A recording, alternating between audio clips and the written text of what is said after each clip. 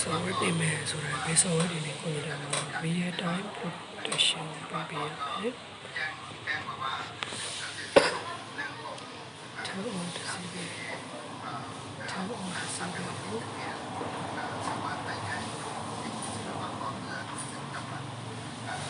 နောက်အပါဖိုင်နာပုံလေးကိုလို့ right click ထား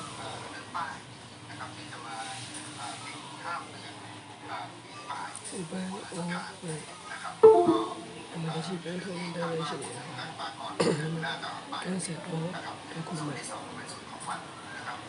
အဲ့တော့လည်းဒီလိုဆက်ဖို့ cancel လုပ်ပြီး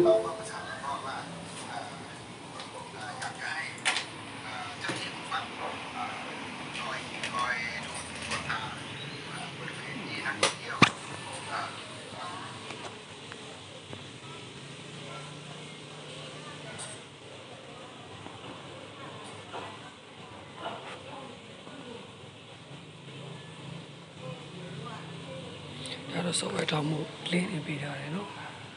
link မရှိဘူးဆိုလည်းကိုယ်ရိုက်လိုက်ပေါ့ printer ရဲ့နာမည်ပေါ့ printer S3110 reset star free download ဆိုပြီးတော့ရှာပြီး download link နဲ့ download ဆွဲရလာတဲ့ software ကို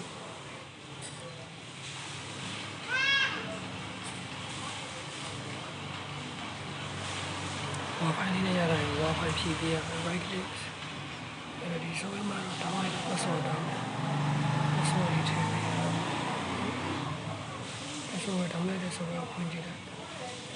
ဖွင့်ကြည့်ပြီးတော့ web administrator password ဆိုရရပါတယ်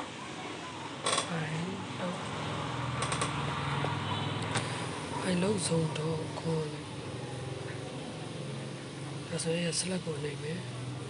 select ကိုနှိပ်ပြီးတော့ name ရွေးမယ် US နာမည်ပါလဲပေါ့လက်ရှိဒီ software လေးကတော့ 3010လေးရတယ်310တို့စတဲ့ပြေလို့ရတယ်အဲ USB ဒီ particular adjustment mode ရွေးမယ် okay နောက်ပြီး inverse counter လေးကိုနှိပ်ပြီး okay ကိုနှိပ် inverse counter business counter လေးကိုမယ်ထည့်မယ်ပြီး initial ထည့်ဖို့လိုပါတယ်အဲ့တော့တစ်ချက်ပါပါလေးပိတ်ပေးအဲ့တော့ over လို့ပြောရင်ပြင်တော့ပိတ်ပြီးခဏနေလုံးဝပိတ်သွားပြီဆိုပြန်ဖွင့်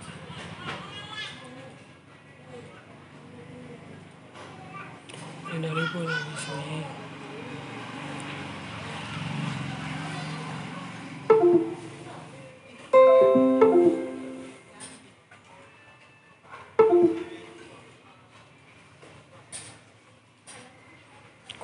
ထွက်လိုက်တယ် ဟုတ်ပါရဲ့ဘာက အေးဘယ်လိုလုပ်ချင် ဘာကပြန်